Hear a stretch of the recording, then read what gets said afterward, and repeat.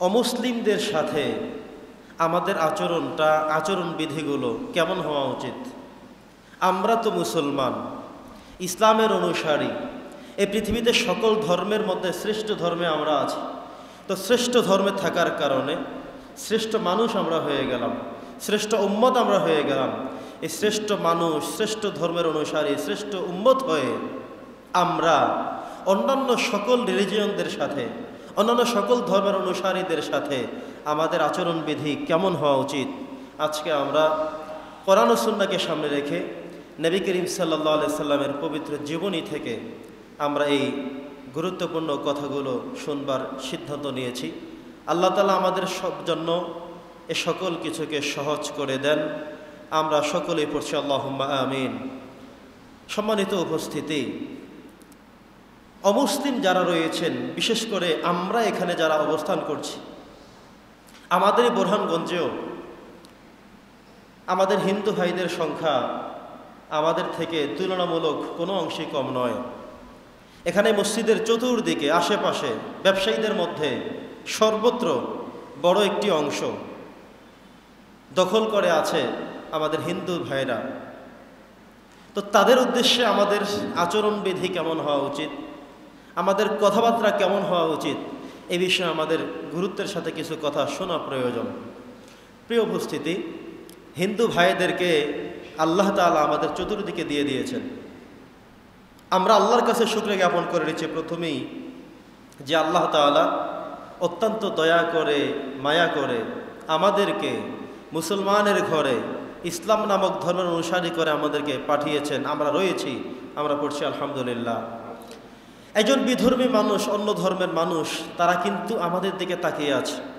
যে লোকটা মুসলমান, দেখি না তার চরিত্র কেমন, দেখি না তার আচরণবিধি কেমন, দেখি না লোকটা করে কেমন।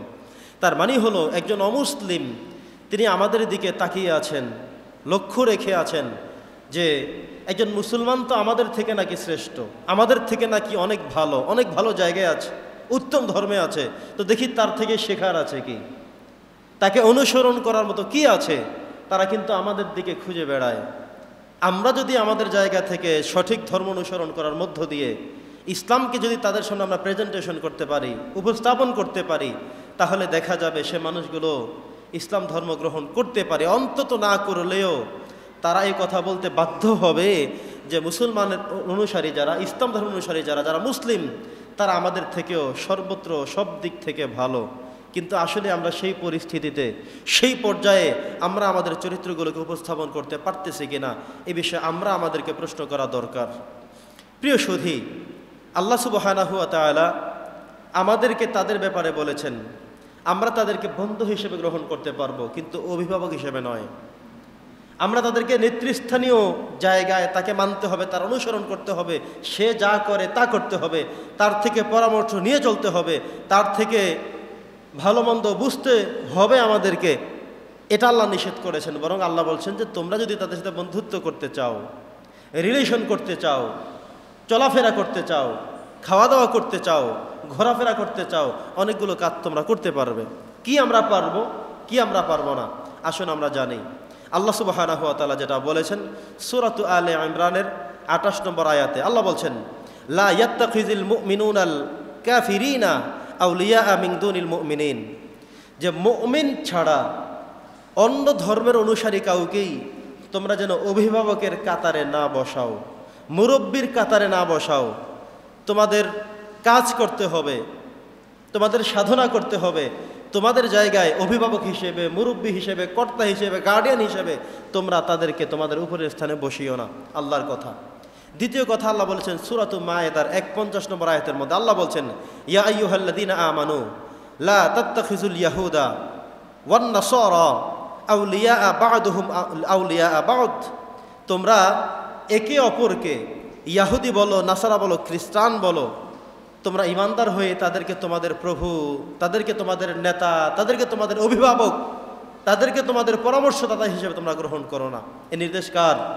আল্লাহ তাআলা।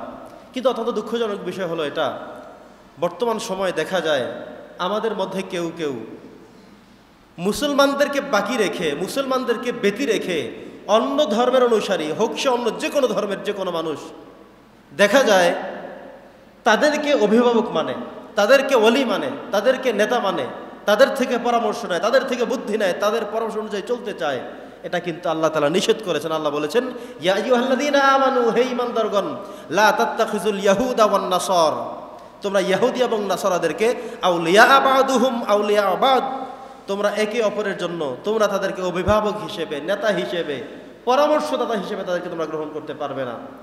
আমাদের ঈমানদারদেরকে আল্লাহ তাআলা বলেছেন, অন্য আয়াতে আল্লাহ বলেছেন, লা ইয়াত্তাখিযুল মুমিনুনাল কাফিরিনা আউলিয়া মিন দুনিল মুমিনিন, মুমিনরা ছাড়া, ঈমানদাররা ছাড়া, তোমরা ঈমানদার যারা আছো, ঈমানদাররা অন্য ঈমানদারকে ব্যতীত, অন্য ঈমানদারদেরকে বাদ দিয়ে অন্য ধর্মের অনুসারীদেরকে প্রভু হিসেবে, নেতা হিসেবে, অভিভাবক হিসেবে যেন তোমরা না মানো।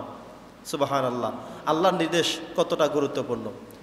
প্রিয় উপস্থিতি, সূরাত মুমতাহিনার মধ্যে আল্লাহ তাআলা আরো বলেছেন, অমুসলিমরা যদি তোমাদের সাথে খারাপ আচরণ না করে, অমুসলিমরা যদি তোমাদের সাথে রূঢ় ব্যবহার না করে, আঘাত না করে, অত্যাচার না করে, তাহলে তোমরা তাদেরকে অত্যাচার করতে যেও না, তাদেরকে মারতে যেও না, ক্ষতি করতে যেও না, বিদ্বেষ ছড়িও না। ধরুন হিন্দু ভাইদের মধ্যে আমরা অনেক আছে উগ্রবাদী, তারা ধর্ম মানুষকে যা শেখায়, তাদের ধর্মও কিন্তু কিছু বিষয় আছে নীতি নৈতিকতার জায়গা থেকে, কিন্তু দেখা যায় যে তারা উগ্রতামি, এটা তাদের ধর্মেও নাই। অথচ তারা উগ্রবাদী করতে গিয়ে মুসলমানদের উপরে চড়াও হয়ে মুসলমানদের উপাসনালয়, মসজিদ এবং মাদ্রাসাকে গুড়িয়ে দিচ্ছে, ভেঙে ফেলছে, মুসলমানদেরকে নির্যাতন করছে, ইবাদত বন্দেগী করতে দিচ্ছে না।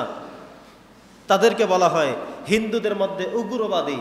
যারাই এই সমস্ত উগ্রবাদী কাজ করবে তাদের ব্যাপারে আমাদের পদক্ষেপ নিতে হবে, কিন্তু যারা উগ্রবাদী না, যারা তাদের ধর্ম যথাযথভাবে পালন করে, তাদেরকে যেন আমরা কোনো বিদ্বেষ না ছড়াই, হানাহানি না করি, মাইরধর না দেই, কষ্ট না দেই, জুলুম না করি, তাদেরকে শান্তিতে থাকবার অধিকার রয়েছে, সেটা আমাদেরকে নিশ্চিত করতে হবে। দিয়েছেন কে? আল্লাহ তাআলা। সুবহানাল্লাহ পড়েন। সম্মানিত সুধী, তো আল্লাহ তাআলা সূরাত মুমতাহিনার মধ্যে বলেছেন যে তোমরা অন্য ধর্মের অনুসারীদেরকে খামোখা শুধু শুধু কষ্ট দিতে যাবে না। যারা তোমাদেরকে অত্যাচার করবে, কষ্ট দিবে, তার বদলা দেওয়ার জন্যে, তার প্রতিহত করার জন্য, তার জবাব দেওয়ার জন্য কেবলমাত্র তোমরা কিছু করবে। প্রিয় উপস্থিতি, নবী করিম সাল্লাল্লাহু আলাইহি সাল্লাম এর হাদিস থেকে আমরা এবার কিছু কথা শুনব। বাস্তব জীবনটা হলো আমাদের এমন, দেখবেন আমরা অনেক সময় যারা স্কুলে লেখাপড়া করে, কলেজ ভার্সিটিতে লেখাপড়া করে, তাদের সাথে অনেক হিন্দুরা থাকেন, বৌদ্ধ থাকে, খ্রিস্টান থাকে। ধরুন আপনি একটি কলেজের মধ্যে রাষ্ট্রবিজ্ঞানে অনার্স করা শুরু করলেন, ইতিহাসে অনার্স করা শুরু করলেন, আপনি গিয়ে দেখলেন যে সেখানে একজন বিধর্মী, হোক সে হিন্দু, হোক সে খ্রিস্টান, সেও আপনার সাথে একই সাথে অনার্স করা শুরু করছে। আপনিও যেই ক্লাসে পড়েন, সেও সেই ক্লাসে পড়ে। তার মানে হলো বাধ্যতামূলকভাবেই আপনি তার ক্লাসমেট বন্ধু, সে আপনার ক্লাসমেট বন্ধু, একসাথে পড়া দিচ্ছেন, একই ক্লাসে বসছেন, একসাথে পড়া দিয়েছেন, এমন হয়ে যেতে পারে। এক্ষেত্রে কি করবেন তিনি? আবার এমন হয়, আমরা যারা চাকরি করি, দেখা যায় যে আমাদের চাকরি জীবনেও কিছু হিন্দু ভাইয়েরা, হিন্দু বোনেরা আমাদের সাথে চাকরি করা শুরু করে দেয়। তার মানে কলিগ সে আমার, তার সাথে আমার কথা বলতে হচ্ছে, সে আমার সাথে কথা বলতে হচ্ছে, আমি তার ডিগ্রেশন মানতে হচ্ছে, সে আমারটা মানতে হচ্ছে, আমরা একে অপরের সাথে পরামর্শ করছি। তার মানে হলো আমরা দেখতে পেলাম যারা আমাদের সাথে একসাথে লেখাপড়া করে কিংবা একসাথে চাকরি বাকরি করে, একসাথে আমাদের কাজ করতে হচ্ছে বাধ্যতামূলকভাবে, আমার জানাশোনা ব্যতি রেখেই অথবা আমার চাওয়া পাওয়া ছাড়াই আমার করতে হচ্ছে, তাদের সাথে যেন আমাদের উত্তম আচরণটা যেন আমরা ব্যবহার করি, সর্বোত্তম আদর্শটা যেন আমরা তার সুযোগ করে দেই। কারণ হলো একজন অমুসলিম শিখবে কার থেকে? আমাদের দায়িত্ব হলো আমরা সর্বত্র ইসলামের সৌন্দর্যকে পৌঁছে দেব, সব জায়গাতে আমরা ইসলামের সৌন্দর্যকে ফুটিয়ে তুলব। কথা বোঝেন নাই? নবী করিম সাল্লাল্লাহু আলাইহি সাল্লামের সময় কি সব মানুষ মুসলমান ছিল? না, ওনার সময় ম্যাক্সিমাম মানুষগুলো ছিল কাফের, মুশরিক, বেঈমান এ জাতীয় ছিল। কিন্তু নবীজি সব সময়, শুধু নবীজির সময় না, তার আগেকারও যত নবী রাসূল পৃথিবীতে এসেছেন, আল্লাহ তাআলা তাদেরকে পাঠিয়েছেন এমন এক জায়গায় যেখানে সব মানুষ কাফের, সব মানুষ অবিশ্বাসী, সব মানুষ মুশরিক, এমন জায়গায় পাঠিয়েছেন। তারা কি করেছেন? নিজেকে সবচাইতে উত্তম রূপে আবির্ভূত করেছেন, নিজের চরিত্রকে তাদের সামনে উত্তমভাবে উপস্থাপন করেছেন। তারা বুঝাতে সক্ষম হয়েছেন, তোমরা যেই ধর্ম মানো আর আমি যেই ধর্ম মানি, তোমাদের থেকে আমার ধর্ম আলাদা, তোমাদের থেকে আমার ধর্ম ভালো কিছু শেখায়, তোমার ধর্ম থেকে আমার ধর্ম উদারতা শেখায়। এটা যদি শেখাতে পারেন, দেখাতে পারেন, বোঝাতে পারেন, ইসলামকে আপনি শ্রেষ্ঠ ধর্মে যদি স্থান দিতে পারেন, তাহলে আপনি উত্তম মুসলমান। পড়েন সুবহানাল্লাহ। কিন্তু অত্যন্ত দুঃখজনক বিষয় হলো এমন, একজন বিধর্মী একজন মুসলমানদেরকে লক্ষ্য করে বলে, আর এটা কেমন মানুষ, বলে না?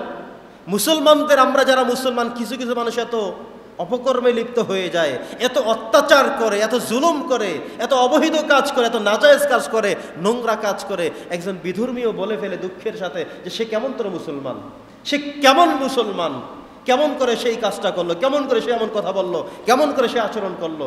তার মানে হলো ইসলাম ধর্ম অনুসারী হয়ে আমি ইসলামকে ঠকিয়ে দিলাম, আমি ধর্মকে অবমাননা করলাম, আমি আমার ধর্মকে অবদস্থ করলাম। সম্মানিত শুধু আজকে আমরা শিখব ইসলামকে কিভাবে বিধর্মীদের সামনে আমি প্রেজেন্টেশন করব, উপস্থাপন করব, ইসলামের সৌন্দর্য কিভাবে তাদের সাথে ফুটিয়ে তুলব। এটা আমাদের নৈতিক দায়িত্ব। আপনার কারণে যদি ইসলাম গালি খেতে হয়, আপনার কারণে যদি ইসলামকে কেউ গালি দেয়, তাহলে এর জন্য আপনি জবাবদিহি করতে হবে, আপনি তার জন্য দায়বদ্ধ।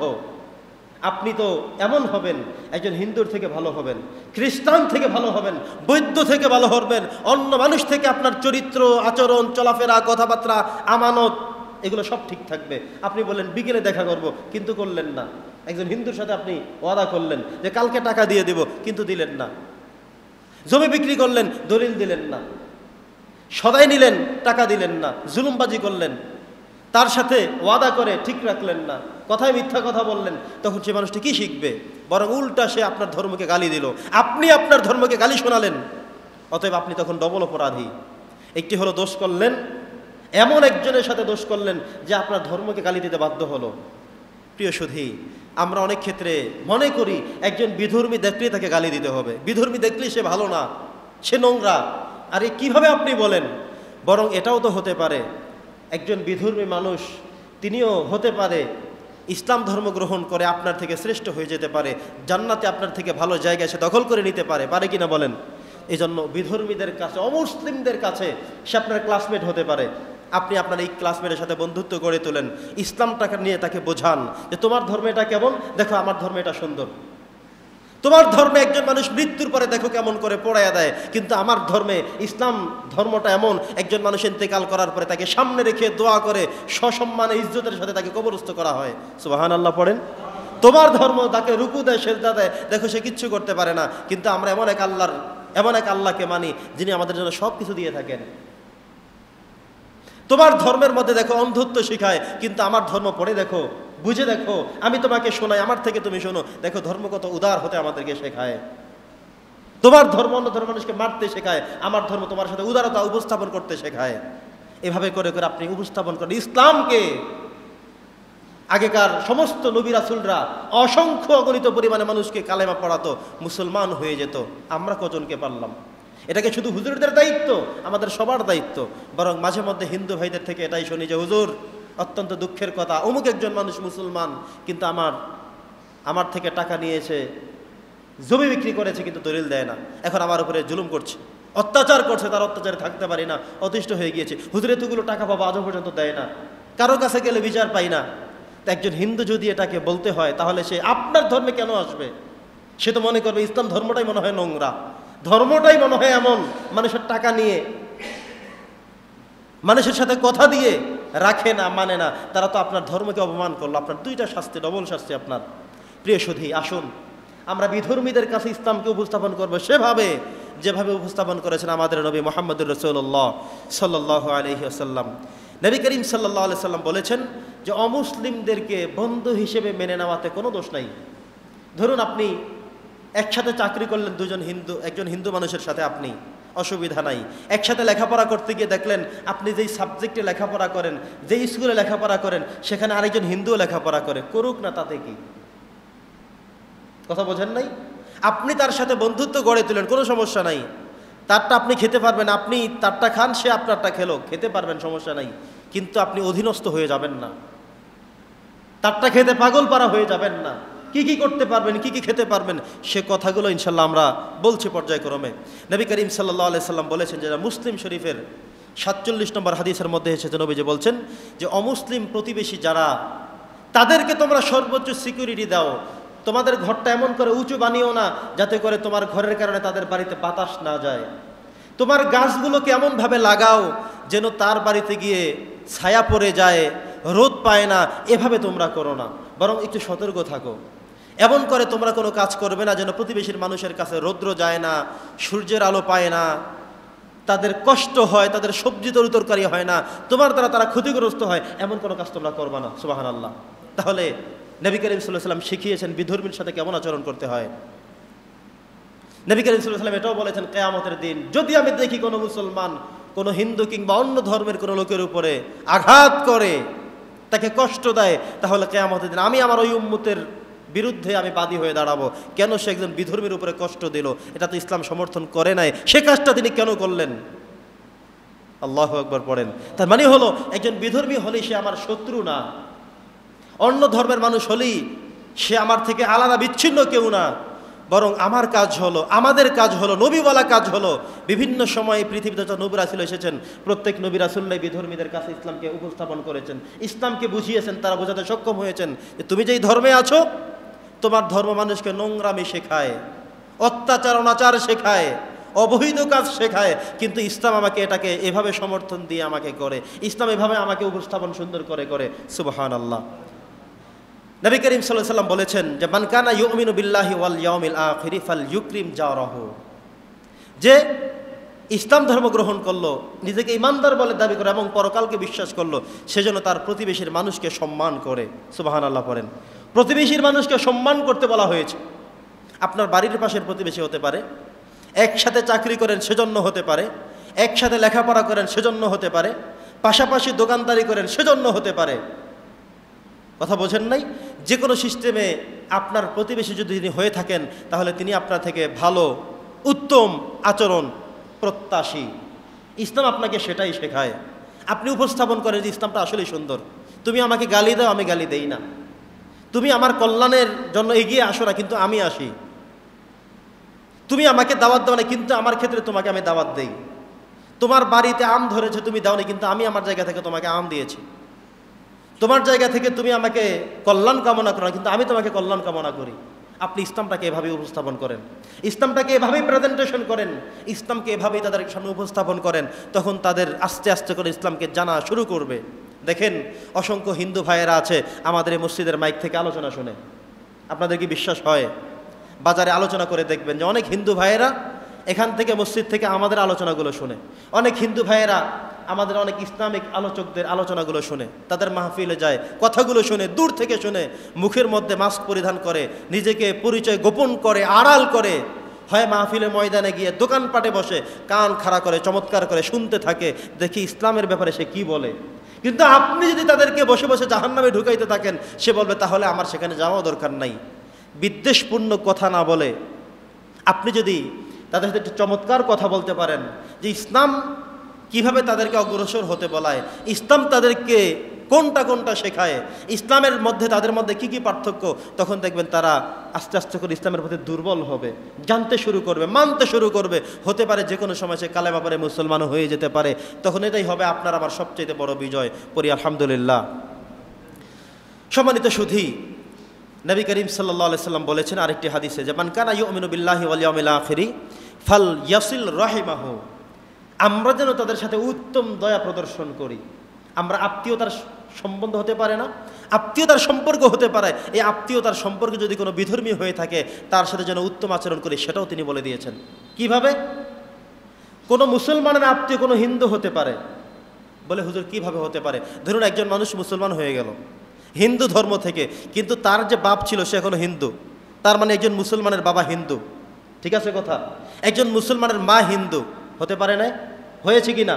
একজন মুসলমানের খালা হিন্দু, একজন মুসলমানের চাচা হিন্দু, কারণ এই লোকটা ইসলাম ধর্ম গ্রহণ করে মুসলমান হয়ে গেল, কিন্তু বাবা তো পাল্টাতে পারে নাই, মা তো পাল্টাতে পারে নাই, চাচা পাল্টাতে পারে নাই, খালু খালা পাল্টাতে পারে নাই। এই মুহূর্তে তিনি কি করবেন? ইসলাম বলেছে তার সাথে সর্বোত্তম আচরণ করবে। বাবা হিসেবে যা মর্যাদা পেত সেই মর্যাদাই তাকে দিতে হবে। সুবহানাল্লাহ।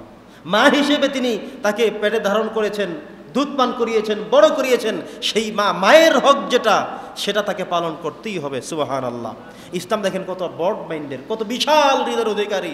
তাকে বুঝিয়েছে যে তোমার মা তোমার বাবা বিধর্মী হতে পারে, অন্য ধর্মের হতে পারে, কিন্তু মনে রাখবে তুমি তার সাথে উত্তম আচরণ করবে। ধরুন একজন মানুষ তো মুসলমান হয়ে তিনি তার বাবা মা অন্য ধর্মের, এখন এই লোকটার কাছে একজন মুসলমান মেয়ে বিয়ে দিল, বুঝেন? মুসলমান একজন তার মেয়ে বিয়ে দিল, তার মানে একজন মুসলমানের এখন যে বেয়াই তিনি হিন্দু হয়ে গেলেন না?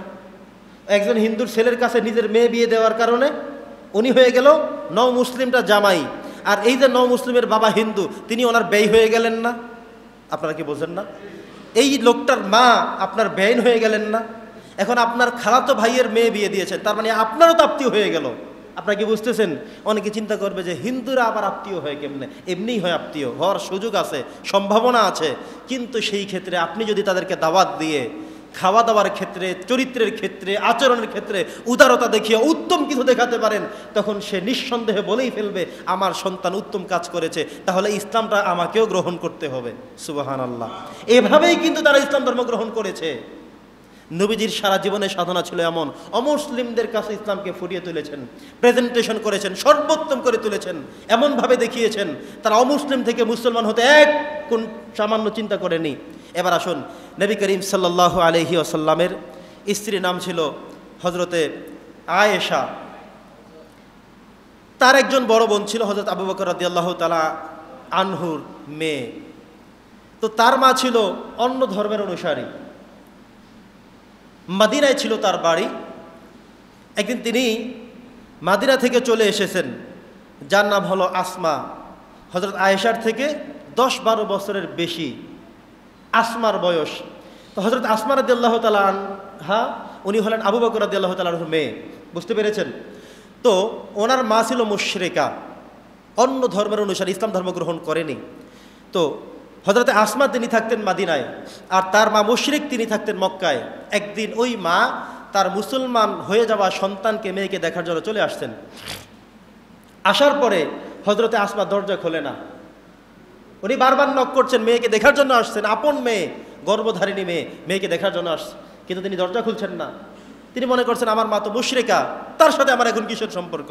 কিন্তু না, মা যেহেতু তোমাকে গর্ভে ধারণ করেছে, প্রসব করেছে, দুধ খাইয়েছে, বড় করেছে, অতএব মা কখনো পাল্টানোর সুযোগ নাই, বাবা কখনো পাল্টানোর সুযোগ নেই। বাবা যেমনই হোক, মা যেমনই হোক, যদি পাগলও হয়, আরও নিকৃষ্ট হয়, তবুও তিনি বাবা হিসেবে সম্মান পাবেন, মা হিসেবে শ্রদ্ধা পাবেন। তাদেরকে পাল্টানো, তাদের সাথে খারাপ আচরণ করা কখনোই শোভনীয় নয়। এবার নবী করিম সাল্লাল্লাহু আলাইহি ওয়াসাল্লামের কাছে আসমা রাদিয়াল্লাহু তাআলা আনহাকে জিজ্ঞাসা করলেন, ইয়া রাসূলুল্লাহ, ইয়া হাবিবাল্লাহ, ইন্না উম্মি কদিবাত আলাইয়া, ইয়া রাসূলুল্লাহ, আমার মা সেই মক্কা থেকে মদিনায় এতগুলো কিলোমিটার দূরে কয়েক দিনের রাস্তা পাড়ি দিয়ে আমার কাছে তিনি এসেছেন, তিনি আমার ঘরে আসতে চাচ্ছেন, এখন আমি কি তার সাথে ভালো আচরণ করব? তিনি বললেন, আমি কি আমার মার সাথে ভালো আচরণ করব?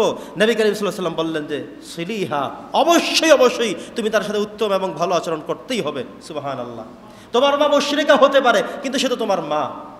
তুমি মুসলমান হয়েছে, তোমার কপাল ভালো, তাকদীর ভালো, ভালো কথা। কিন্তু তাই বলে তুমি তোমার মাকে অবজ্ঞা করতে পারবে না, অপমান করতে পারবে না, বাদ দিতে পারবে না, খারাপ আচরণ করতে পারবে না। নিঃসন্দেহে তার দরজাগুলো ঘরে প্রবেশ করতে দাও, যতক্ষণ থাকে, যতদিন থাকে ততক্ষণ রাখো এবং উত্তম আচরণ করো। সুবহানাল্লাহ। তার মানে হলো আপনার আত্মীয় স্বজন যদি কোনো অন্য ধর্মের থেকে থাকে, তবুও আমি ইসলাম ধর্মে হওয়ার কারণে আমার মাধ্যমে সবচাইতে উত্তম আচরণ, চরিত্র তার সামনে প্রেজেন্টেশন করতে হবে। প্রিয় উপস্থিতি, আজকে আমরা আলোচনা করছিলাম যে ইসলাম ধর্মের অনুসারী আমরা যারা, আমরা অমুসলিমদের সাথে কেমন করব, অমুসলিমদের সাথে আমাদের আচরণগুলো কেমন হতে হবে, এটাই হলো আমাদের জানার সবচেয়ে বড় একটি মাধ্যম। প্রিয় উপস্থিতি, এবার আমরা চলে যাই সরাসরি নবী করিম সাল্লাল্লাহু আলাইহি ওয়াসাল্লাম কেমন আচরণ করতেন অমুসলিমদের সাথে। আসুন, 6ষ্ঠ হিজরিতে হুদায়বিয়ার সন্ধির পর নবী করিম সাল্লাল্লাহু আলাইহি ওয়াসাল্লাম বিভিন্ন দেশের রাজা বাদশাদের কাছে চিঠি পাঠানো শুরু করলো ইসলামের দাওয়াত দিয়ে। তিনি রোমের বাদশার কাছে পাঠিয়েছেন, পারস্যের বাদশার কাছে পাঠিয়েছেন, মিশরের সম্রাটের কাছে পাঠিয়েছেন, তিনি সবার কাছে চিঠি পাঠিয়েছেন। এভাবে পক্ষ থেকে তাদের উপরে যেন রহমত বরকত নাজিল হয়, কথাগুলো তিনি লিখে তারপরে সবার কাছে তিনি ইসলামের দাওয়াত নিয়ে চিঠি পাঠালেন। সুবহানাল্লাহ পড়েন। তো সবার কাছে যখন তিনি চিঠি পাঠানো শুরু করলেন, চিঠি পাঠানোর সময় তিনি কিছু হাদিয়া দিয়ে দিলেন। কি দিয়ে দিলেন বলেন? হাদিয়া দিলেন। মনে করেন রোমের বাদশার কাছে চিঠি পাঠানো হলো, যাওয়ার সময় যিনি গেলেন দেখা গেল তার সাথে মনে করেন 10 কেজি খেজুর দিয়ে পাঠিয়েছেন, যে যাও বলবা যে মিন মুহাম্মাদুর রাসূলুল্লাহ সাল্লাল্লাহু আলাইহি ওয়াসাল্লাম থেকে এই চিঠিখানা এবং এই হাদিয়া আপনি রাষ্ট্রপ্রধানের কাছে পাঠানো হলো। বুঝতেছেন কথা? এভাবে করে করে পারস্যের সম্রাটের কাছে, মিশরের সম্রাটের কাছে, এই সকল সম্রাটের কাছে তিনি চিঠি পাঠালেন, পাশাপাশি কিছু হাদিয়া পাঠালেন। এবার আসুন, আমরা অমুসলিমদেরকে যদি কোনো কিছু খাওয়াতে চাই পারবো, তারা যদি আমাকে কিছু দিতে চায় দিতে পারবে। আমরা শুধু তাদের সাথে একটা জিনিস পারবো না, সেটা হলো জবাইকৃত কোনো পশু প্রাণী তাদেরটা আমরা খেতে পারবো না। তারা আমাদেরটা খাউক, সেটা তাদের বিষয়। কিন্তু তাদের বাড়িতে দাওয়াত দেওয়ার পরে গরু জবাই করা, খাসি জবাই করা, মুরগি জবাই করা, এগুলো আপনি খাবেন না। কারণ সে তো জবাই করার সময় বিসমিল্লাহ পড়ে নাই, সে তো আল্লাহর নামে বিশ্বাসী না, তার এই জিনিসটায় সমস্যা আছে। কিন্তু আপনাকে যদি সে আপেল দেয়, আপনাকে যদি সে কমলা খেতে দেয়, আপনাকে সে যদি মিষ্টি খেতে দেয়, এটা খেতে পারবেন, নো প্রবলেম, কোনো সমস্যা নাই। ইসলাম এতে কোনো বাধা দেয় না। শুধুমাত্র তার জবাইকৃত প্রাণীগুলো খেতে পারবেন না। কারণ কি? সে গয়রুল্লাহর নামে জবাই দেয়, আল্লাহ ছাড়া অন্য কারো নামে জবাই দেয়, যেটা ইসলাম সমর্থন করে না, ইসলাম এটাকে হারাম সাব্যস্ত করে। প্রিয় সুধী, তো নবী করিম সাল্লাল্লাহু আলাইহি সাল্লাম সমস্ত রাজা বাদশাদের কাছে এভাবে তিনি চিঠি পাঠালেন, সাথে কিছু হাদিয়াও দিয়ে দিলেন। সবাই হাদিয়া পেয়ে অবাক হয়ে গেল যে আরে, মক্কার নবী মুহাম্মদুর রাসূলুল্লাহ সাল্লাল্লাহু আলাইহি সাল্লাম, শুনেছি তার কথা, ইসলাম ধর্মের অনুসারী তিনি, ইসলাম ধর্ম প্রচার করে তিনি, প্রচারক তিনি, একজন লাস্ট মেসেঞ্জার হিসেবে তারা তাকে জানে। কিন্তু তিনি চিঠি পাঠালেন ইসলামের দাওয়াত দিয়ে, পাশাপাশি হাদিয়া পাঠিয়ে দিলেন, এক একজনের জন্য এক এক কিছু। এমনকি নবীজি এটাও শিক্ষা দিয়েছেন, ধরুন আমাদের রাষ্ট্রে, আমাদের সমাজে যদি কেউ এমন হয়, আমরা বলি না, যদি কেউ রাষ্ট্রপতি হয়ে থাকে তাকে আমরা মহামান্য রাষ্ট্রপতি বলি না? যদি কোনো মন্ত্রী হয়ে থাকে তাহলে আমরা কি বলি? মহামান্য, এই কথাগুলো আমরা বলি না? কথা বলেন, মাননীয় কথাগুলো বলি না?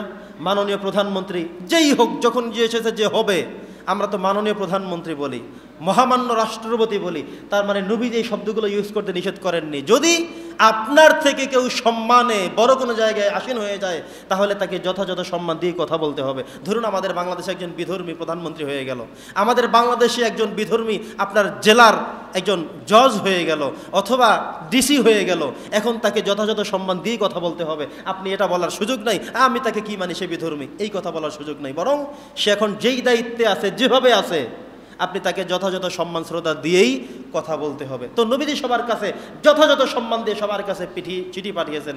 এমনকি তিনি আজিম শব্দটি ব্যবহার করেছেন, মহান, মহামান্য উল্লেখ করে তিনি চিঠি পাঠিয়েছেন। কি হলো? বিপরীত দিক থেকে মিশরের তৎকালীন সময়ে যিনি বাদশা ছিলেন, নাম ছিল মুকাউওয়েস। কি নাম ছিল? এই মুকাউওয়েস। এবার নবী করিম সাল্লাল্লাহু আলাইহি ওয়াসাল্লাম উল্টা তিনিও কিছু চিঠি পাঠালেন, সাথে কিছু হাদিয়া দিলেন। কি কি হাদিয়া দিলেন আমরা একটু খেয়াল করব। তিনি 1000 স্বর্ণ মুদ্রা দিলেন, 2 জন দাসী দিলেন। একজনের নাম ছিল মারিয়া, আরেকজনের নাম ছিল শিরিন। নবীজি মারিয়াকে নিজের জন্য রেখে দিলেন দাসী হিসেবে, আর তার একজন সাহাবী ছিল, একজন লিখিত কবি ছিল, কাতেব ওয়াহি ছিল, নাম ছিল হাসান বিন সাবেদ, তার জন্য তিনি শিরিনকে দিয়ে দিলেন। একজন পুরুষ কর্মচারী দিলেন এবং 20 থান জামা বানানোর কাপড় দিয়ে দিলেন। সুবহানাল্লাহ পড়েন। আবারও বলছি, খেয়াল করবেন, নবী করিম সাল্লাল্লাহু আলাইহি ওয়াসাল্লাম যখন তার জন্য কিছু হাদিয়া পাঠালেন, উল্টো তিনি আবার ওই লোকের কাছেই 2টা দাসী দিলেন, একজন কর্মচারী দিলেন, পুরুষ মানুষ একজন, মহিলা মানুষ 2 জন। 20 থান কাপড় দিয়েছেন, 1000 স্বর্ণ দিয়েছেন, একটা গাধা দিয়েছেন, একটা খচ্চর দিয়েছেন। এই সব বিশাল এক বহর নিয়ে নবীজির বাড়িতে উপস্থিত হয়ে গেল। সুবহানাল্লাহ পড়েন। নবীজি দেখে বললেন, খবর কি, ঘটনা কি? তিনি বললেন, আমি যখন মিশরের রাজার কাছে, বাদশার কাছে, মুকাউওয়েসের কাছে আপনার প্রেরিত হাদিয়া যখন দিলাম, তিনি আপনার চিঠি পড়ে অত্যন্ত খুশি হয়েছেন। তিনি আপনার জন্য উল্টা এই সমস্ত হাদিয়াগুলো পাঠিয়েছেন। নবীজি দেখলেন একটা খচ্চর, একটা গাধা, 20 থান কাপড়, এদের সবাইকে এই যে এতগুলো কাপড় আনতে, এই যে 2টা দাসী, খচ্চর, গাধা, একজন পুরুষ কর্মচারী, এই সব সহ তিনি বলছেন এই সব কিছু মুহাম্মদের জন্য হাদিয়া। সুবহানাল্লাহ। এবার নবীজি কি করলেন? সবগুলোকে গ্রহণ করলেন। একজন দাসীকে তিনি নিজের জন্য রেখে দিলেন, আরেকজনকে সাহাবের জন্য দিলেন, একজন কর্মচারীকে রেখে দিলেন, গাধা রেখে দিলেন, খচ্চর রেখে দিলেন, 20 থান কাপড় তাকে দেওয়া হলো। সবগুলো তিনি রেখে দিলেন, কিছু নিজে জামা কাপড় বানিয়েছেন, কিছু অন্যদেরকে দিয়েছেন। সুবহানাল্লাহ পড়েন। তার মানে হলো, অমুসলিমরা যদি আপনাকে কোনো কিছু গিফট করে দিতে চায়, তাহলে দিতে পারবে, দেওয়া যাবে, নিতে পারবেন, নেওয়া যাবে, পরিধান করা যাবে, কোনো সমস্যা নাই। কথা কি বুঝতে পেরেছেন? নবীজি গ্রহণ করেছে। কিন্তু দেখেন বর্তমান সময়ে আমরা এমন হয়ে গেছি, আমি ইমাম সাহেব মানুষ, যদি আমাকে একজন বিধর্মী কিছু একটা খেতে দেয় বা একটা জামার কাপড় দেয়, তখন তো সবাই কথা উঠে, আরে বাবা, হুজুরে একজন হিন্দুর জামা গায়ে দিয়ে নামাজ পড়তে আসে। ঠিক কিনা বলেন? মানে আমরা আবেগী মানুষ, কিন্তু মূল সূত্রটা আমরা জানি না, জানবার চেষ্টাও করি না। একজন বিধর্মীর সাথে আপনি যদি মনে করেন একজন বিধর্মী আপনাকে একটা কাপড় দিল, আপনি বলেন তুমি হিন্দু, যাও, তোমারটা আমি নিতে পারবো না। তখন সে বলবে, আরে বাবা রে বাবা, তার মানে মুসলমানের সাথে আমার কোনো সম্পর্ক করা যাবে না, মুসলমানও হওয়া যাবে না, ইসলামটা অনেক কঠিন। কথা বলেন, এভাবে বলবে না।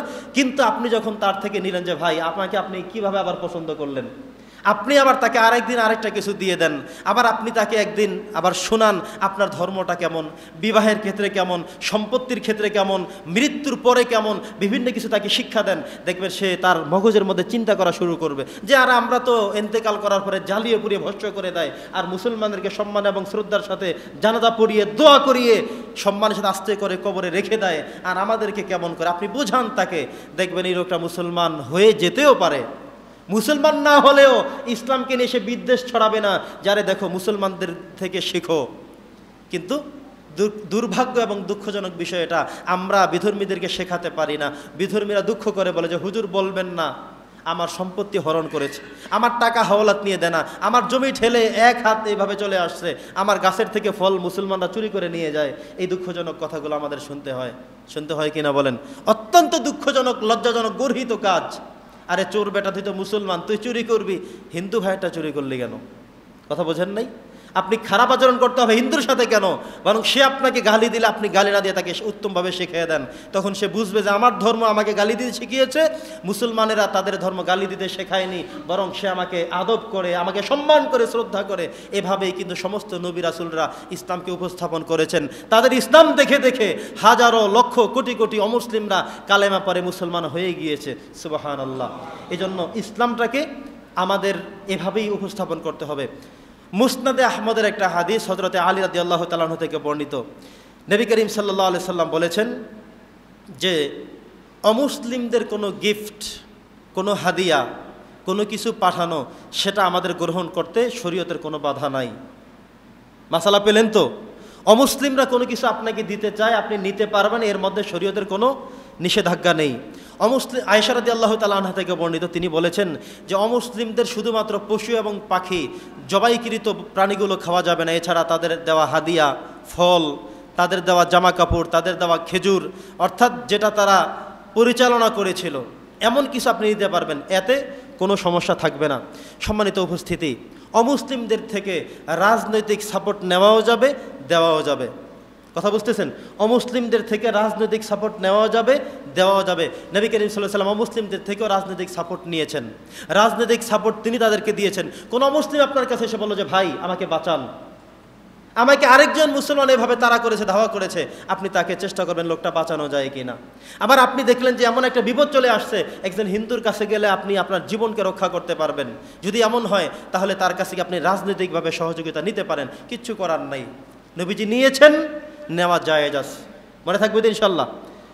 সম্মানিত সুধী, মুশরিকদের ব্যাপারে নবী করিম সাল্লাল্লাহু আলাইহি ওয়াসাল্লাম কতগুলো ক্লাসিফিকেশন করেছেন। সব মুশরিকদেরকে আপনি একই কাতারে আনবার কোনো সুযোগ নেই। ধরুন আবু তালেব তো মুশরিক ছিল, নবীজির চাচা, মুশরিক ছিল না? কালেমা পড়ে নাই, কিন্তু এন্তেকাল করা পর্যন্ত নবীজির শেল্ডার দিয়ে তিনি গিয়েছেন, তার সমস্ত সম্পত্তি দিয়ে, তার সন্তান দিয়ে, তার জীবন দিয়ে, তার সব কিছু দিয়ে তিনি নবীজিকে সবসময় সহযোগিতা করেছেন।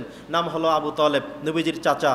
হজরতে আলী রাদিয়াল্লাহু তাআলা আনহুর বাবা, হজরতে জাফরের বাবা তিনি ছিলেন, আবু তালেব নাম। নবীজির সমস্ত উপকারগুলো করেছেন। নবীজির ব্যাপারে বলেছেন যদি মুহাম্মাদের গায়ে কেউ হাত তোলো, আমি মুসলমান না ঠিক আছে, কিন্তু ভাতিজা আমার মুহাম্মদ, তার গায়ে হাত তুললে সেই জমিনে বেঁচে থাকবার কোনো সুযোগ পাবে না। সুবহানাল্লাহ বলেন।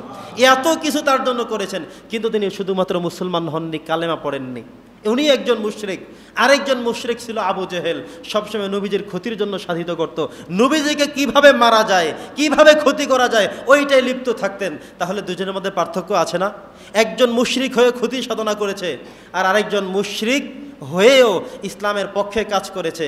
দেখেন বর্তমানেও পিনাকি ভট্টাচার্যকে অনেকেই চিনেন, জানেন, অনলাইন জগতের ভালো কিছু লেখালেখি করে।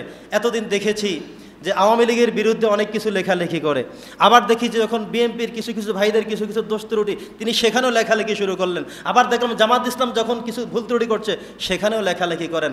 এবং দেখেছি যত কিছু লেখে, শুরুতে লেখে, শেষে ইনশাআল্লাহ লেখে, আলহামদুলিল্লাহ লেখে, সুবহানাল্লাহ লেখে। তার মানে হলো একজন অমুসলিম হয়েও, একজন হিন্দু হয়েও সে কিন্তু মুশরিক, মুসলমান না। একজন অমুসলিম হওয়া সত্ত্বেও সে কিন্তু সবসময় কল্যাণ কামনা করে সবার জন্যে, দেশের জন্যে। কথা বোঝেন নাই তো? ওই যুগেও তো এমন ছিল। নবী করিম সাল্লাল্লাহু আলাইহি ওয়াসাল্লামের সময়ে আবু জেহেল সবসময় নবীজিকে মারার জন্য ওত পেতে বসে থাকতো।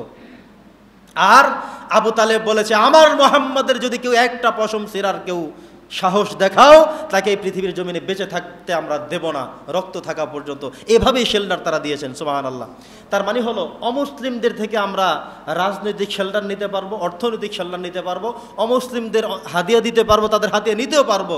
শুধুমাত্র একটা জায়গা বলেছিলাম, এই থিমটা মাথায় রাখবেন, তাদের জবাই কৃত কোনো প্রাণী, পশু পাখি, এই জাতীয় কোনো কিছু আমরা তাদেরটা খাবো না। এছাড়া তাদের সাথে আমাদের চলতে ফিরতে অন্য কিছু করতে কোনো সমস্যা নাই। আজকে কথার মূল থিম হলো আমার এটা, যে অমুসলিমদের কাছে আমরা যেন ইসলামটাকে, ইসলামের সৌন্দর্যটাকে উপস্থাপন করি। সে যেন বুঝে যে আমার চরিত্র ভালো না, কিন্তু মুসলমানের চরিত্র ভালো। সে যেন বুঝে যে আমি মিথ্যা কথা বলি, কিন্তু মুসলমান মিথ্যা বলে না। সে যেন বোঝে যে আমি ওয়াদা করে রাখতে পারি না, কিন্তু মুসলমান ওয়াদা করে রাখে। কথা বোঝেন নাই? সেজন্য এটা বলতে বাধ্য হয়, আমি মানুষের আইল ঠেলি, জমি ঠেলি, কিন্তু একজন মুসলমান সেই কাজটা করে না। আমি তার সাথে খারাপ আচরণ করি, কিন্তু সে আমার সাথে খারাপ আচরণ করে না। যদি এভাবে আমি তার সামনে উপস্থাপন করতে পারি, যেভাবে সব নবীরা করেছেন, সব রাসূলরা করেছেন, সব নবী সব রাসূলদেরকেই বিধর্মীদের কাছে ইসলামের প্রেজেন্টেশনের জন্যই আল্লাহ পাঠিয়েছেন, তারা করেছেন, সফল হয়েছেন। কিন্তু আমাদের সমস্যাগুলো কোথায় দেখেন তা, এতগুলো মানুষ আমরা কে পেরেছি একজন মানুষ হিন্দুকে মুসলমান বানাতে, একজন অমুসলিমকে ইসলামের ভালো একটা কথা বলতে আমরা কে করেছি? বরং উল্টা, আমি আমার ইসলামকে গালি শুনিয়েছি।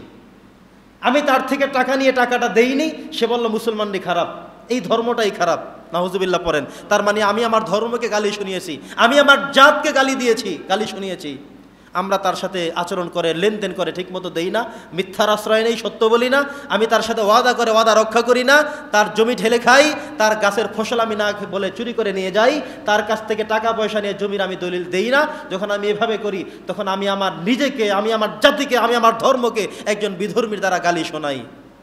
আপনার তখন ডবল অপরাধ। মনে থাকবে ইনশাল্লাহ। আসুন আমরা সব কিছু ভুলে গিয়ে আমরা যেন অমুসলিমদের কাছে ইসলামকে সবচেয়ে উত্তম রূপে আমরা যেন উপস্থাপন করতে পারি। আল্লাহ তৌফিক দান করুন। এ ব্যাপারে সর্বশেষ কথা হলো এটা, অমুসলিমরা আমাদের বাংলাদেশে তারা সংখ্যালঘু। অমুসলিমরা কি? ধরুন হিন্দু ধর্মের ভাইয়েরা আমাদের এই সমাজে বেশিরভাগ রয়েছেন, তারা আমাদের সমাজে সংখ্যালঘু। নবীজি সংখ্যালঘু মানুষের ব্যাপারে একটি গুরুত্বপূর্ণ হাদিস বলেছেন যে কিয়ামতের দিন একজন মানুষের জন্য আমি বাদী হয়ে দাঁড়াবো, সেই মানুষটাকে, যেই মানুষটা সংখ্যালঘু হওয়ার কারণে কারো উপরে জুলুম করবে, এই জুলুম করার কারণে, জালেম হওয়ার কারণে, সে মুসলিম হতে পারে, ইমানদার হতে পারে, হুজুর হতে পারে, আমি তার বিরুদ্ধে আমি মামলা দায়ের করবো, আমি আল্লাহ রাসূল নিজেই। আল্লাহু আকবার পড়েন। তার মানে কত জঘন্যতম কথা টের পেয়েছেন আপনি? আপনি মনে করেছেন আরে ও হিন্দু মানুষ কি করবে, আর জ্বালাইয়া দেবো, ধরাইয়া দেবো, শেষ করে দেবো। আপনি তো এটা বললেন, কিন্তু ওইদিকে তো আপনার জান্নাতটা ক্যান্সেল হয়ে গেল। নবীজি বলছেন আমি নিজে আসামি হয়ে আমি তার বিরুদ্ধে আমি দাঁড়াবো, তার বিরুদ্ধে আমি নবী দাঁড়াবো। কারণ সংখ্যালঘুর উপরে হস্তক্ষেপ করা, অত্যাচার করা, জুলুম করা, এটা ইসলাম কখনো সমর্থন করে না। বরং আপনি দেখলেন যে আপনার সমাজে সংখ্যালঘু বলতে 2-4টা হিন্দুর বাড়ি আছে, আপনি তাদেরকে কিভাবে যে ভাই কোনো সমস্যা হলে আমাদেরকে জানাবেন। আমরা করিও, কিন্তু কিছুদিন আগে আমরা করেছিও তো। আমাদের বাংলাদেশ যখন পুনরায় নির্মিত শুরু হলো, আপনারা লক্ষ্য করেছেন যে হিন্দু ভাইয়েরা বিভিন্ন তাদের মন্দিরে মন্দিরে, বিভিন্ন সংগঠনের, বিভিন্ন বিএনপির ভাইয়েরা, জামাত ইসলামের ভাইয়েরা, বিভিন্ন আলেম ওলামারা, মাদ্রাসার ছাত্ররা, তারা শেল্টার দিয়েছিল, তাদের পাশে দাঁড়িয়েছিল। ইসলাম এতগুলো কিছু না বললেও অন্তত ইসলাম এটা বলে যে অমুসলিমদের উপরে, সংখ্যালঘুদের উপরে আমরা যেন অত্যাচার না করি, হস্তক্ষেপ না করি, তাদেরকে আমরা যেন ইবাদত করতে বাধা না দেই। এটা ইসলাম আমাদেরকে শেখায়। তার মানে হলো তারা যেন তাদের ধর্মটা যথাযথ পালন করতে পারে, তারা যেন আমার কারণে আমার ধর্মকে, আমার জাতিকে যেন সে গালি দিতে না পারে, সেভাবেই যেন আমার চলাফেরা তার সাথে হয়। আর আপনি জুলুম করবেন আরেকজন মুসলমানের সাথে করেন, এত যদি জুলুম করতে মজা, চুরি করবেন আরেকজনেরটা করেন, কিন্তু একজন হিন্দুরটা করে আপনি আপনার জাতিকে গালি শোনালেন, আপনি আপনার ধর্মকে গালি শোনালেন। কথা কি বোঝেন নাই? আপনি ডবল করে অপরাধ আপনি করে ফেললেন। এই জন্য এই কাজগুলো করা যাবে না। সম্মানিত উপস্থিতি, আজকে সেই সাথে আমাদের আরও 2-3টা গুরুত্বপূর্ণ কথা আছে। একটি হলো, আপনারা সোশ্যাল মিডিয়ার কল্যাণে দেখেছেন যে নারী সংস্কার কমিশন নামে একটা প্রস্তাব করা হয়েছিল প্রধান উপদেষ্টার কাছে, যেখানে প্রায় 318 পৃষ্ঠার বিশাল একটা বই আকারে তার সামনে উপস্থাপন করা হয়েছে। এমন কতগুলো প্রস্তাব তারা করেছে, যে প্রস্তাবগুলো হলো পশ্চিমাদের, যেই প্রস্তাবনাগুলো বা যেগুলো বাস্তবায়ন যেই রাষ্ট্রগুলো করে, সেটা হলো ইয়াহুদি এবং খ্রিস্টানদের, আমেরিকার সেই মানুষদের। এমন কিছু প্রস্তাবনা তাদের মদদে, তাদের সাপোর্টে আমাদের বাংলাদেশেও আপনি দেখেছেন, আপনারা সবাই আশা করি দেখেছেন, টেলিভিশনে হোক পত্রিকায় হোক, দেখেছেন না আপনারা? এরা সবাই গিয়ে সেখানে কতগুলো প্রস্তাব করেছিল। প্রস্তাবগুলোর মধ্যে এমন কিছু নিকৃষ্টতম প্রস্তাব ছিল যেটা আমাদেরকে ব্যাহত করে। কতগুলো মহিলা সেখানে দাঁড়িয়েছেন যাদেরকে চেহারা দেখলে মনে হয় যে আমাদের মায়েদের বয়সী, এমন কতগুলো মহিলা সেখানে গিয়ে দাঁড়িয়েছেন। এমনকি তারা এমন কিছু প্রস্তাব দিয়েছেন যে প্রস্তাবগুলো আমাদেরকে একেবারে মর্মাহত করে। তার মধ্যে যে পতিতাবৃত্তি যেটাকে বলা হয়, অবৈধ কাজ যেটাকে বলা হয়, নারী পুরুষ অবৈধভাবে যে সম্পর্ক গড়ে তোলা হয়, পতিতা আমরা যেটাকে বলি, টাকার বিনিময়ে 1 ঘন্টা 1 দিন 1 রাত এভাবে যেটা হয়, এটাকে তারা বলেছে এটাকে শ্রমিকের মর্যাদা দিতে হবে। পড়েন না নাউজুবিল্লাহ। ইসলাম যেটাকে বলেছে এটা তো হারাম। অবিবাহিত কেউ যদি করে তাহলে তাকে 100 বেত্রাঘাত করতে হবে। আয-যানিয়াতু ওয়াজ-যানি ফাজলিদু কুল্লা ওয়াহিদিম মিনহুমা মিআতা জালদা, এটা ইসলাম বলেছে। ইসলাম বলেছে যদি কেউ বিবাহিত পুরুষ নারী যদি এমন অবৈধ কাজ করে তাহলে আয-যানি ওয়াজ-যানিয়াতু ফাজলিদু কুল্লা ওয়াহিদিম ওয়ালা তাখুযুম বিহিমা রাফাতুন ফি দীনিল্লাহ। নবী করিম সাল্লাল্লাহু আলাইহি সাল্লাম এ ব্যাপারে কঠোর কথা বলেছেন। স্বয়ং আল্লাহ তাআলা কোরআনে জেনাকারী পুরুষ নারীদের ব্যাপারে কঠোরভাবে হস্তক্ষেপ করেছেন, কথা বলেছেন। আর ওনারা সেটাকে রাষ্ট্রীয়ভাবে অপরাধ প্রবণতার বিষয়টাকে রাষ্ট্রীয়ভাবে স্বীকৃতি দিতে হবে। এমনকি তারা শ্রমিক, অনেক কষ্ট তারা করেছে দেশের জন্য নাকি, নাউজুবিল্লাহ পড়েন। এটাকে তারা করার জন্য প্রস্তাব দেয়। আমি চিন্তা করি যে এতগুলো মায়ের বয়সী মানুষ, মহিলা, তোমরা এমন একটা কথা লিখে, তার মানে সন্দেহ হয় এদের জন্মটা এভাবেই হয়েছে কিনা, ঠিক কিনা বলেন? যারা প্রস্তাব দেয় যে আমরা জেনা করব টাকার বিনিময়ে, এটাকে যৌনকর্মী হিসেবে স্বীকৃতি দেন, আমরাও একটা শ্রমিক, এমনটাকে তোমরা যারা প্রস্তাবনায় রেখেছো, তার মানে হয়তো তোমাদের জন্মটা এভাবে হয়েছে কিনা ঠিকমতো মনে হয় খুঁটিয়ে দেখা দরকার। কারা কারা ছিল সেখানে, তাদের বংশ, তাদের পরিচয়। যেই মানুষগুলো এভাবে করে একটা রাষ্ট্রের কাছে গিয়ে এভাবে জমা দিতে পারে কাগজপত্র, তাহলে আপনি কিভাবে তাদেরকে মূল্যায়ন করবেন? প্রিয় সুধী, সম্পত্তির ক্ষেত্রে কোরআন বলেছে লিজ্জাকারি মিসলু হাজ্জিল উনসায়াইন, পুরুষ পাবে ডবল, নারী পাবে অর্ধেক। তার মানে হলো একটা সাংসারিক ক্ষেত্রে দেখবেন আমরা যারা পুরুষ, যেমন আমি আমারটা বলি, আপনি আপনারটা দেখেন, প্রত্যেক দিন বাজার করি আমি, কথা বোঝেন নাই? আমি যা সম্পত্তি পেয়েছি, যা চাকরি করি, আমি হিসেব করলে দেখি যে আমি যদি মাসে 50,000 টাকা ইনকাম করি, আমি দেখলাম যে আমি আমার নিজের জন্য 5,000 টাকাও ব্যয় করি না। আপনি আপনারটা হিসেব করে দেখেন, বাকি সব টাকা আমি আমার স্ত্রী, সন্তান, সবার উপরে আমি ব্যয় করি। তো আমার স্ত্রী তার বাবার বাড়ির থেকে মাত্র ভাইদের অর্ধেক সম্পত্তি বাবার সেটা রেখে দিয়েছেন, সেটা কিন্তু কোনো খরচ নাই। আর আমি তো ডবল পেলাম, আমার খরচ প্রত্যেক দিন। কথা কি ঠিক না ভুল? আমার পুরুষেরটা দ্বিগুণ দেওয়া হলো এই কারণে, আমার বোনকে দেওয়া হলো অর্ধেক, আমাকে দেওয়া হলো ডবল।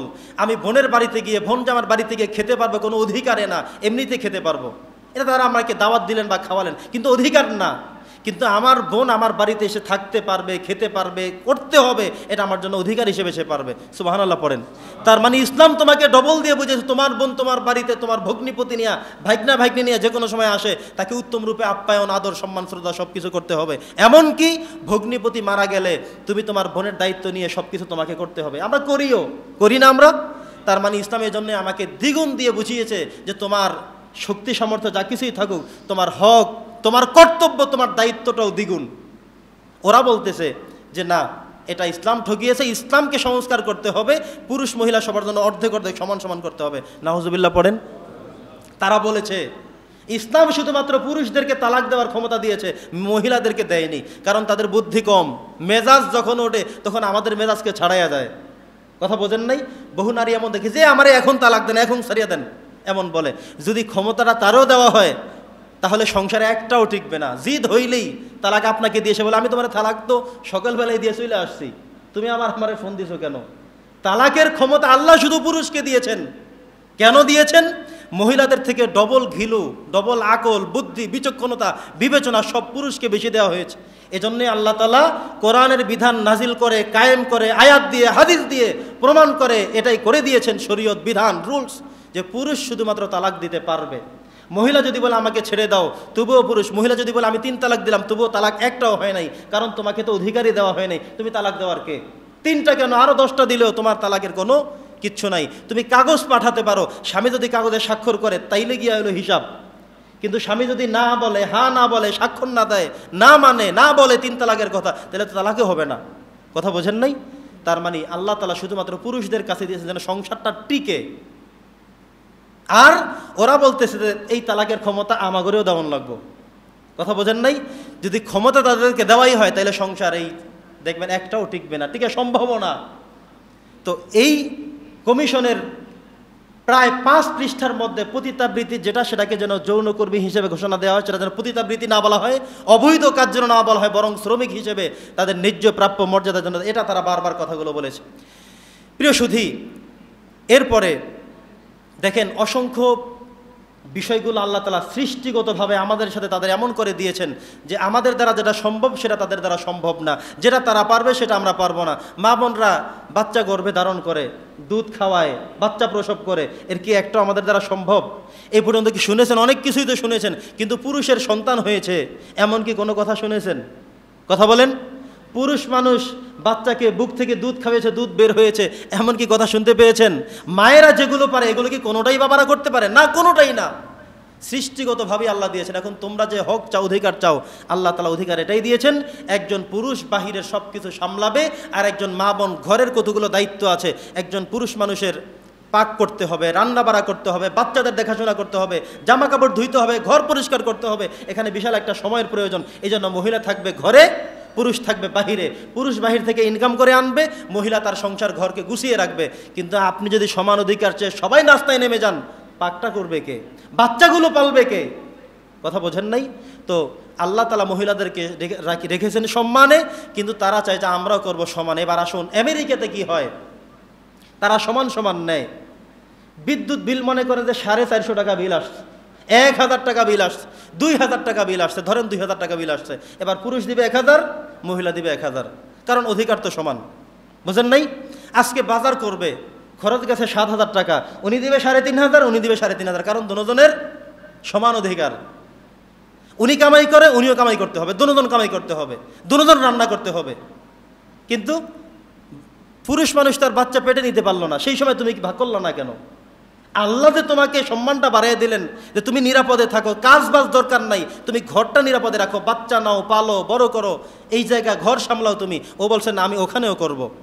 তো কিন্তু তাদের কমিশনে তারা এমন কথা লেখে নাই যে আমরাও পুরুষদের মতো করে সমান করে ব্যয় করবো, এইটা তারা লেখে নাই, লেখছে সবগুলো। সম্মানিত সুধী, আপনাদেরকে এটাই বোঝাতে চাই সংক্ষিপ্তভাবে 318 পৃষ্ঠার মধ্যে অনেকগুলো এমন আছে যারা ইসলাম বিদ্বেষী। এগুলো শোনার পরেও ইমান নিয়ে লাড়ালাড়ি, বাস্তবায়ন করতে গেলেও অনেক মানুষের ইমান কালচার ঠিক থাকবে না, সংস্কৃতি ঠিক থাকবে না, ধর্ম অবমাননা করা হবে। আমরা এর তীব্র নিন্দা জানাই। আমাদের শরীরে 1 ফোঁটা রক্তবিন্দু থাকা সত্ত্বেও এই সমস্ত নারী সংস্কারের যে কমিশনের প্রস্তাবিত আইন, এগুলো বাংলা জমিনে বাস্তবায়ন করতে হতে দেওয়া যাবে না, যাবে না, যাবে না। একমত আছেন আপনারা সবাই? যেভাবে 5ই আগস্ট বাংলাদেশকে আমরা সুরক্ষার জন্য সবাই রাস্তায় নেমে আন্দোলন করে আমাদের দেশকে সংস্কার আমরা করেছি, ঠিক একইভাবে ইসলাম বিদ্বেষী কোনো শক্তি যদি আবারও নতুন করে গজিয়ে যায়, সে যেই হোক না কেন, আমরা কিন্তু এটা কখনোই মেনে নেব না। সম্মানিত উপস্থিতি, এরপরে আরেকটি গুরুত্বপূর্ণ কথা হলো, আপনারা দেখেছেন যে গাজার মুসলমানদের উপরে ইসরায়েলি বাহিনী যেভাবে এতদিন নৃশংসভাবে হত্যা চালিয়েছিল, মুসলিম বিশ্বগুলো যেভাবে তাদের পাশে দাঁড়ায়নি, আল্লাহ তাআলা সবাইকে দেখা শেষ করে এবার নিজের থেকেই মধ্যপ্রাচ্য থেকে আল্লাহ নিজের কুদরতির মাধ্যমে গজব ঢেলে দিলেন। এমন গজব শুরু হলো, আজকে মনে হয় 4 থেকে 5 দিন অতিবাহিত হচ্ছে, আজও পর্যন্ত সেই আগুন কেউ এখনো নিভাতে পারে নাই। আলহামদুলিল্লাহ পড়েন, আরো জোরে পড়ি আলহামদুলিল্লাহ। তোমাদেরকে মনে রাখতে হবে, ইসলাম এবং মুসলমানদেরকে যারাই এভাবে করেছে, যারাই করেছে, অত্যাচারের মাত্রা দিয়ে আল্লাহ তাআলা আমাদেরকে পরীক্ষা কেবলমাত্র করেছেন। দেখি বাংলাদেশের মুসলমানরা কি বলে, কি করে, দেখি ভারতের মুসলমানরা কি করে, দেখি সৌদি আরবের মুসলমানরা কি করে, ইরান কি করে, তেহরান কি করে। এভাবে সব দেশ আল্লাহ তাআলা দেখেছেন পরীক্ষা করে। অবশেষে আল্লাহ তাআলা নিজে এবার তার গজব দিয়ে, এমন এক গজব শুরু হলো, প্রকৃতির গজব, যেই গজব আপনি চাইলেই সরিয়ে দিতে পারবেন না। এবার তারা বিশ্বের অন্যান্য রাষ্ট্রের সহযোগিতা তারা এখন চাচ্ছে। কথা কি বোঝেন নাই? তাহলে আল্লাহর যে ক্ষমতা, এটাকে মনে থাকবে আপনাদের, মনে থাকবে। এই যে আমাদের দেশেও তো 16-17 বছর জালিমরা বসে মনে করেছে আমরা কিয়ামত পর্যন্ত থাকবো, সব দখল করে নিয়েছে। প্রত্যেকটা জায়গার চেয়ারম্যান বলেন, মেম্বার বলেন, ডিসি বলেন, এসপি বলেন, যা আছে ওরা সব নিয়ে নিয়েছে। এমনকি আমরা অন্য যারা ছিলাম আমরাও চিন্তা করেছি আহারে মনে হয় আর কিচ্ছু করার নাই, এভাবেই থাকতে হবে। আমরা যত আন্দোলন করেছি পারি নাই, আল্লাহ বলছে তোমরা যখন ফেল, এবার আমি আল্লাহ তোমাদেরকে পাশ করে দিয়েছি অল্প কয়টা ছাত্র দিয়া, সুবহানাল্লাহ। এভাবে মনে রাখতে হবে ইতিহাস থেকে যে আমরা কখনো যদি জালেমগিরি শুরু করে দেই, তখন আল্লাহ তাআলার কুদরতির মাধ্যমে আমাদেরকে হস্তক্ষেপ এমনভাবে করবে যেটা থেকে রক্ষা পাওয়ার কেউ আর কোনো সুযোগ পাবে না। সম্মানিত সুধী, আল্লাহ সুবহানাহু ওয়া তাআলা যেন আমাদের সকলকে ঈমানকে মজবুত করে, ঈমানের বলে বলিয়ান হয়ে আমরা যেন আল্লাহর দরবারে হাজির হতে পারি। যতদিন বেঁচে থাকবো ততদিন যেন ঈমান এবং আমলের সাথে চলতে পারি, আল্লাহ সেই তৌফিক দান করুন, আমিন। ওয়া আখিরু দাওয়ানা আলহামদুলিল্লাহি রাব্বিল আলামিন। আসসালামু আলাইকুম ওয়া রাহমাতুল্লাহি।